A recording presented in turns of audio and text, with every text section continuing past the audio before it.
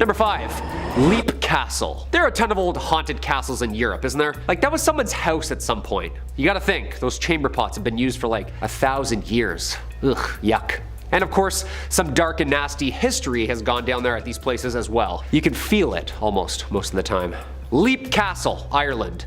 Built around 1250. Our first stone cold stop. This place has seen its fair share of bloodshed. Not just one ghost story, and not just a foe, but a friend. Well, family, actually. One of the most lived in castles in Ireland. It's seen some It's housed many a family, generation after generation. Apparently built by the O'Bannon family, way back. Legend has it, 2 brothers dared each other to jump off a cliff for house rights. Yeah, more of a myth, I think. Then comes the O'Carroll family. Now we get into some actual literature. Father dies, powerful family, no successor to take the castle. However, this turned into yet another brother versus brother kinda duel. Couple stabbings around the castle's chapel, and enter stage left, lots of ghosts.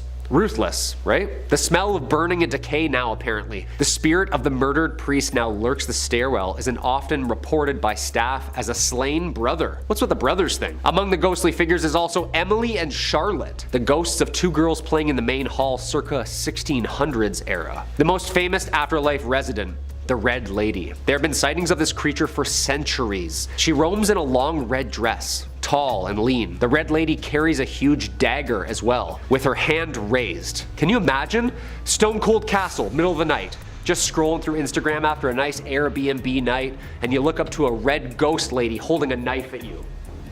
Yeah, I would just like cartoon run on air, you know? Number 4 on this list is the Firkins House. The Firkins House is part of Fort Edmonton Park, which, you guessed it, is located in Edmonton, Alberta. Fort Edmonton Park is a little tourist attraction that has buildings from 1885, 1905, and 1920 to represent the homes of the time. One of the houses is the Firkins House. This home is interesting because during my research, I couldn't find any particular evidence of wrongdoings or tragic events at this home. In fact, for the most part, it seems like a pretty normal house. People have lived there before and no harm has befell them, but it seems that after they moved out and the home was donated, that's when things started to go a little bit haywire. There are reportedly 3 ghosts or demons that haunt this home, each one scarier and more dangerous than the next. The first one is the ghost of a beautiful floating woman who is dressed in all white. People have said that they've spotted her in the windows of the home looking out at them, or slowly drifting throughout the living room. The second one is the ghost of a little boy. The boy will appear to certain people looking extremely ill. It is currently unknown if this boy died in and around the area or what disease he is suffering from, but it is said that he resides in the home with the woman in white. The third being is by far the scariest of all 3. A ventriloquist dummy that will appear in the home or in the cupboards. This thing can move all by itself and talk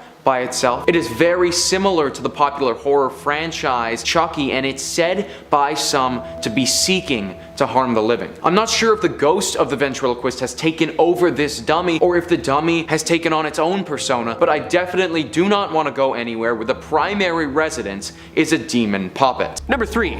Kaimuki House. This Halloween, if you're trick-or-treating, listen to old Uncle Kyle and do not go near this house. Located in the Kaimuki neighborhood of Honolulu, Hawaii, this place has a horrifying reputation. Apparently, murder and a most foul nature has occurred in the house many times. Murder case after disappearance, the local stories became fiction. It's now known by locals as the most haunted place on the island. And here's why. The house itself looks like a normal, surf-friendly home. Yeah, not really. Enter stage right, the Kasha. The Kasha is a creature said to reside in the actual house. It's a man-eating ghost from Japanese folklore. Not just story, the events from the Kaimuki house have been documented.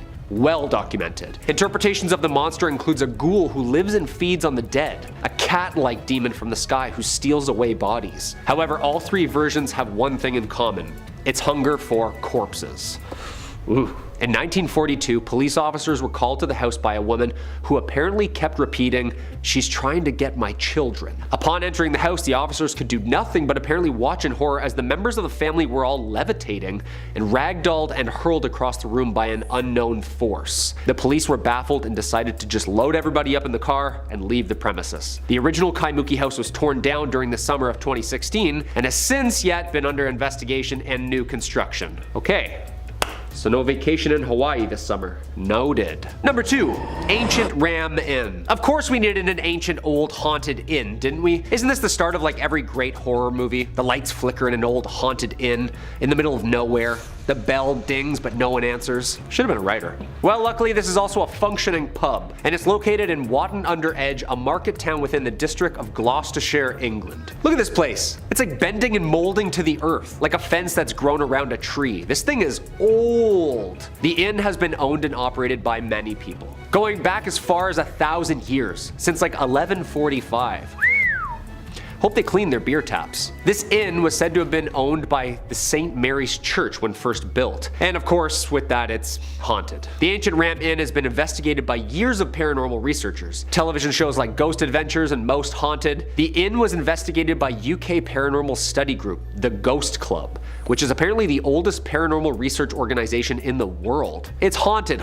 But what makes something haunted? Is it the age or the sinister events that happened in and around the premises? This land sits on the intersection of two lines that people think contain high spiritual energy. Using a map, of course, these lines trace directly to England's most sacred site, Stonehenge. Legend has it that the energy from Stonehenge feeds the property's paranormal power. Not to mention, the backyard is home to a 5,000-year-old pagan burial ground. Witches being burned at the stake on the property.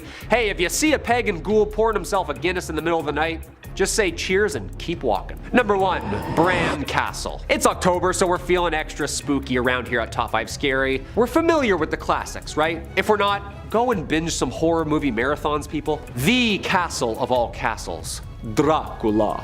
Well, kinda. What Dracula was based off of. Where he lived, at least. Also, the national monument of Romania itself. Fun fact. It doesn't get much more Halloween-y than this place, come on. Bran Castle is linked to the historical figure who inspired author Bram Stoker's creation of this half-bat, half-man. No, not Batman. Vlad III, Dracula, otherwise known as Vlad the Impaler.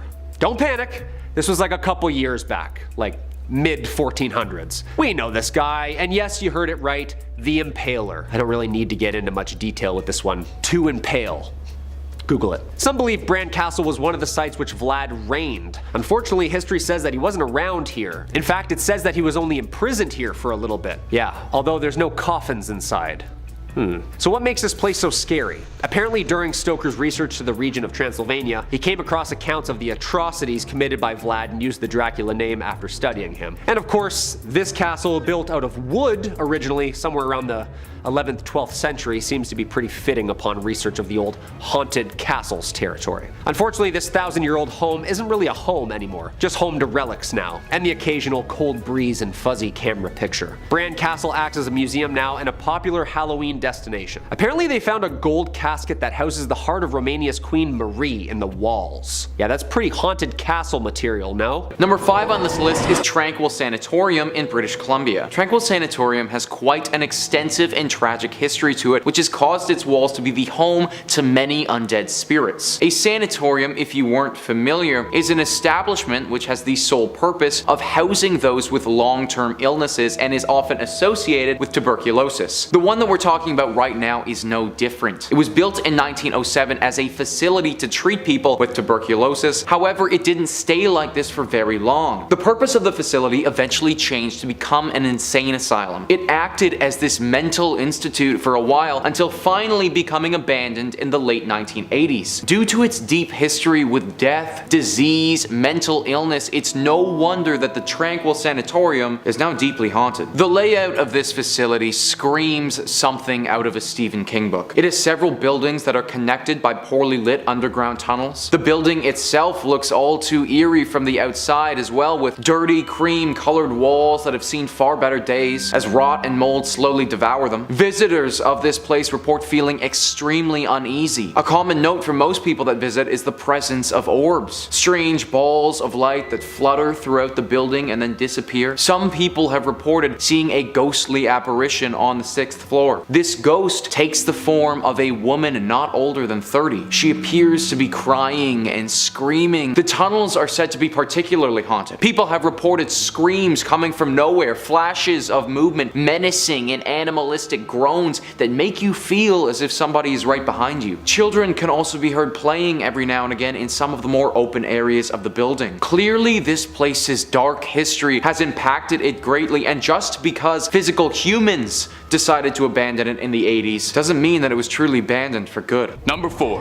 The Stanley Hotel. Who doesn't love a nice stay at a good hotel, you know? Someone to tend to your needs, breakfast ready for you wake up, and a TV where you'll flick through the channels for half an hour before settling on Ghostbusters 2 because that's the only thing that's on. Let me introduce you to the Stanley Hotel, one of America's most beautiful resorts. Built in 1909 next to the picturesque Rocky Mountains in Colorado, the Stanley Hotel is a great place to get away from it all. It's isolated away from the rest of the world, and if you're starting to wonder why this hotel seems a bit familiar to you, maybe if I called it the Overlook Hotel, it might come together? Yeah, the Stanley Hotel is the original inspiration for the Overlook Hotel from The Shining. Stephen King found the inspiration for his famous haunted hotel after spending a cursed night in room 217, the haunted room from the novel. Amusingly, while the Stanley Hotel served as the actor of sorts for the Overlook in the TV series, it didn't for Stanley Kubrick's legendary adaptation. In that, the hotel standing in for the Overlook asked that room 217 not be used in the film, as it was a real operating room and the hotel was afraid it would lose business, so they changed it to the non-existent room 237 for the legendary Kubrick picture. Now,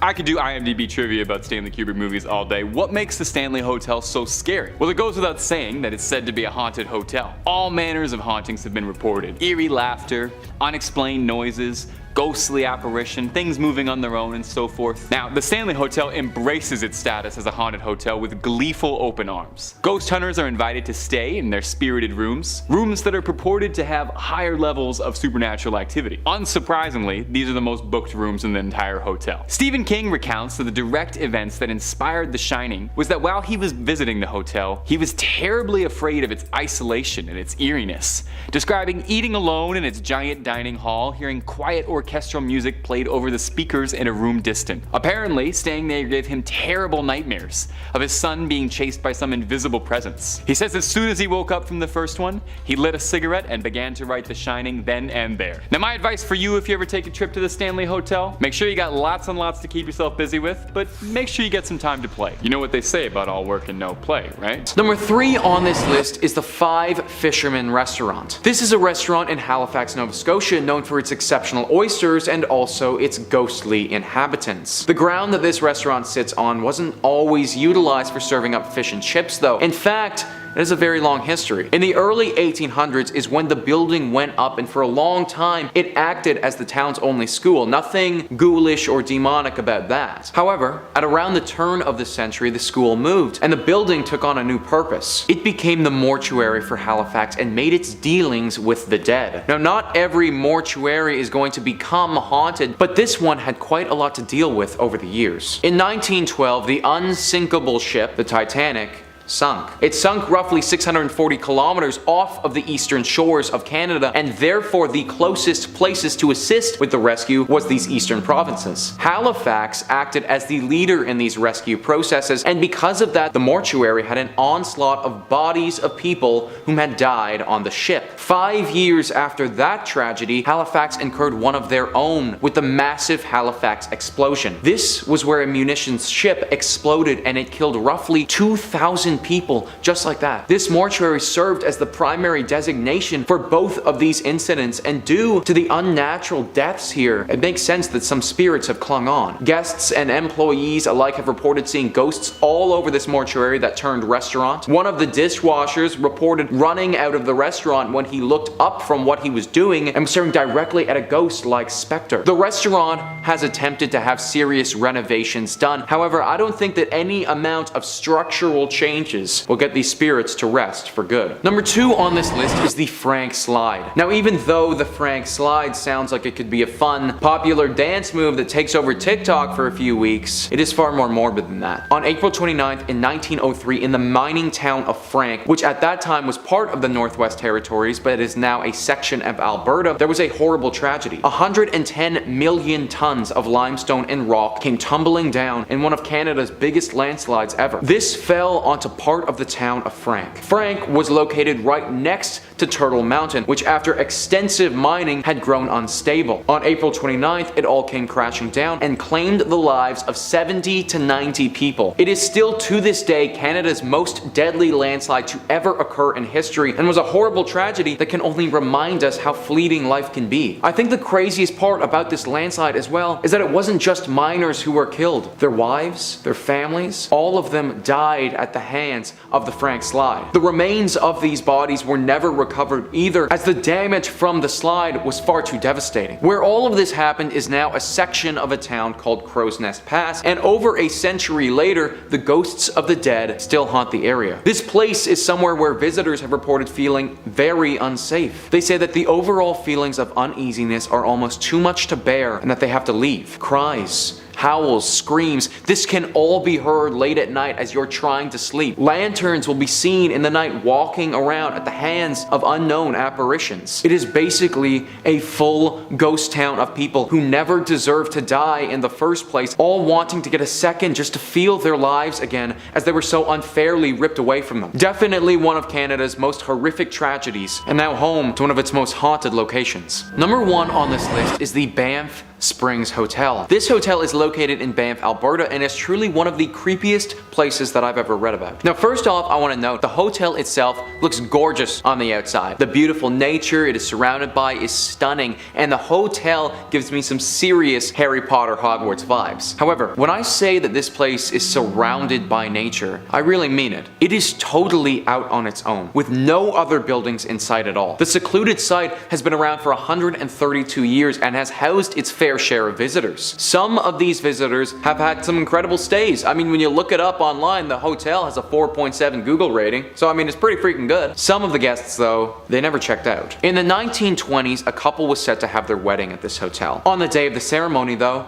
the bride, while she was walking down one of the hotel's beautiful marble staircases, tripped and fell, smacking her head on her descent and dying on the spot. This bride's spirit is one of the most notable sightings people have had when they're staying at this hotel. It's said that they often see a phantom in a wedding dress ascending and descending the stairs very quickly. She's also been seen in the ballroom dancing alone, potentially dreaming of the dance that she wanted so desperately to have with the husband that she never got to marry. In 1975, a longtime bellman of the hotel, Sam, died there. Since then, sightings of Sam have been pretty consistent. One story details how 2 women lost their room key and called the front desk to go and get it. The front desk person sent someone to go and open their room for these ladies. When that person had got there, though, the ladies were already in the room and said that another bellman had let them in. They described Sam to a T when they spoke about the bellman who helped them out. Instances like this have occurred time and time again at the hotel, with many people believing his spirit is still working there. Finally, with this hotel, you have room 873. Room 873 is rumored to be the home of a gruesome murder. One evening, a family was staying there, and the father, for some unknown reason, lost his mind, murdering his family and himself. After completely refurbishing the room, the hotel put it back in service, but now people who have stayed there report hearing the screams and the cries as if they were still dying. If you have to stay at this hotel, definitely avoid room 873. Number 5.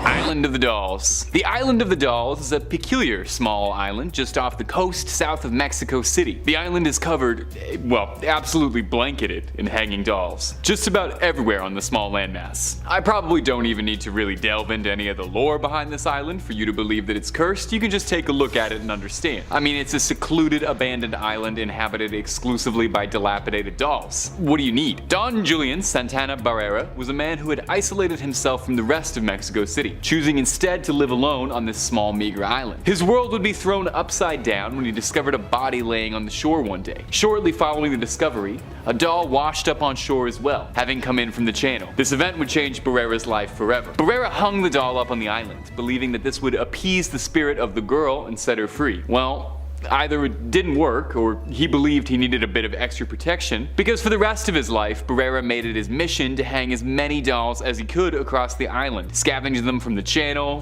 some from the trash, wherever he could find them, until the island's reputation preceded it, and what was once a small, private residence became the infamous Island of the Dolls. Barrera's story would be cut short in 2001, when his body was discovered in the channel floating, just like the doll all those years ago. But his legacy far from ended there. The island has become a notorious tourist destination, only attainable by a boat out of Mexico City. While most guides are happy to take you, there are some who outright refuse the journey for fear of spirits. It's said that if you are to visit, it's best to bring a doll, to appease whoever could still be living there. Ugh.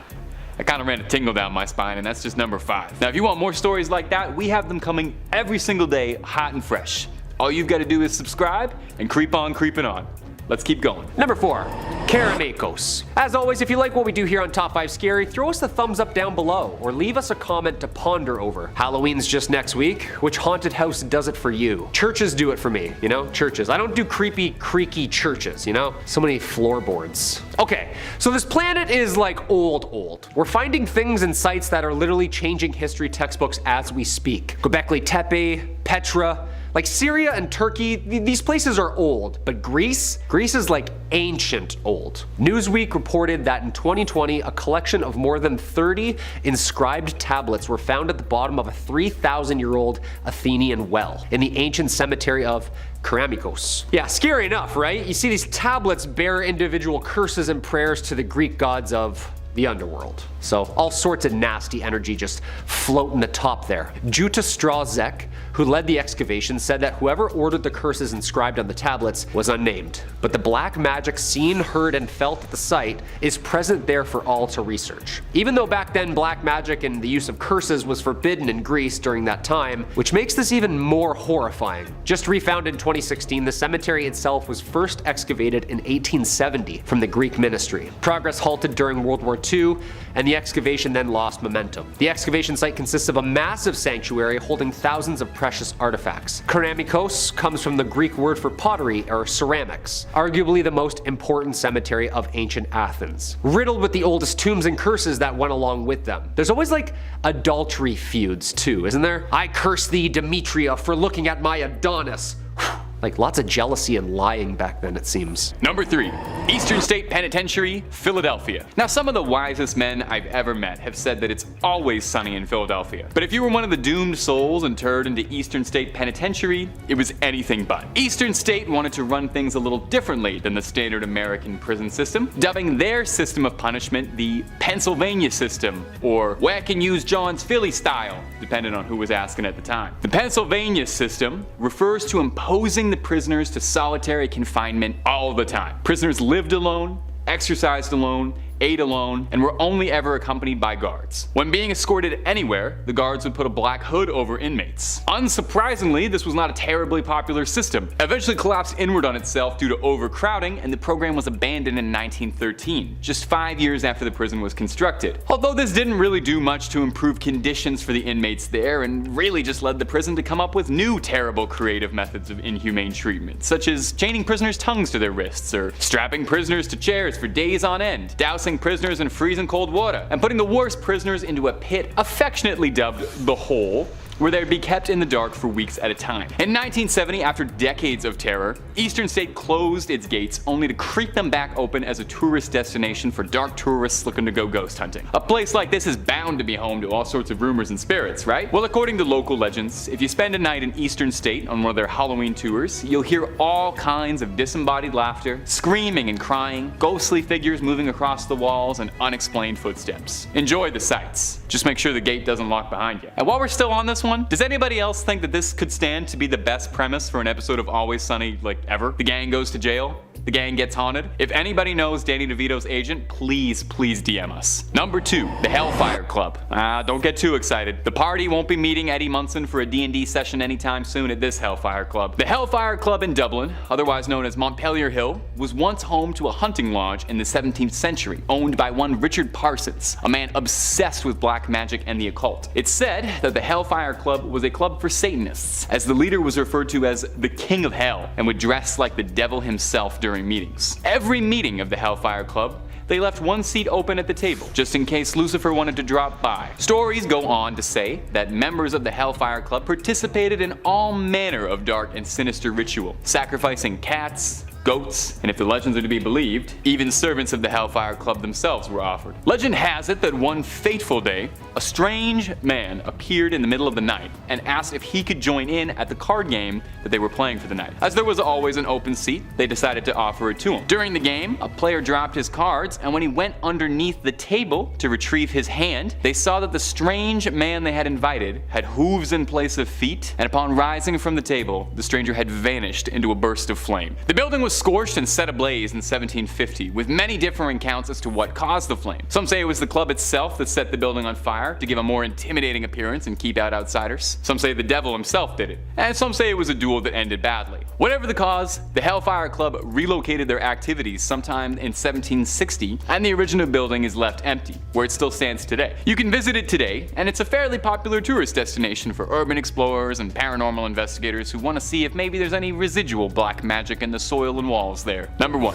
Pavaglia. This list really has me all kinds of freaked out, reading about all these wretched places. I think we need to focus on a nice island getaway. Why not the island of Pavaglia? The forbidden island off the coast of Venice. I knew it was going to be haunted. I wrote this list. Pavaglia is an infamous island in Italian history, once serving as a quarantine zone and final resting place for the unfortunate victims of the Black Plague. As the plague ravaged Europe and paranoia set in across the lands, it was said that anyone who showed so much as the slightest symptoms were shipped off to Pavaglia to live out the rest of their days. Oftentimes, these people would be sent away without even truly being sick, dooming them to a horrific fate. It's said that over 50% of the island's soil is made of burned human ash. That is terrifying. The ground itself is haunted. In the early 19th century, the island was converted from a quarantine zone to a just as terrifying mental asylum, switching gears a little bit because apparently being host to one setting for a horror movie wasn't quite enough. The asylum did nothing to improve Pavaglia's haunted reputation. Instead of being home to the sick now, it was the home to droves of mentally disturbed patients who were made into unsuspecting victims by a doctor's experiments.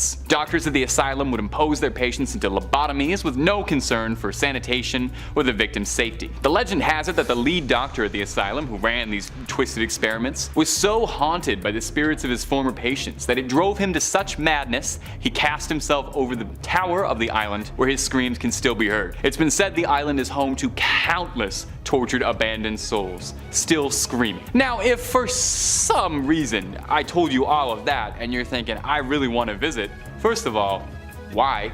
And second of all, you're gonna need to be pretty crafty, as the island is completely forbidden. You'll be pressed to the fullest extent of the law if you're caught trespassing into Pavaglia. Not even remotely worth the risk, if you ask me. At best, you get arrested. At worst, I got no idea.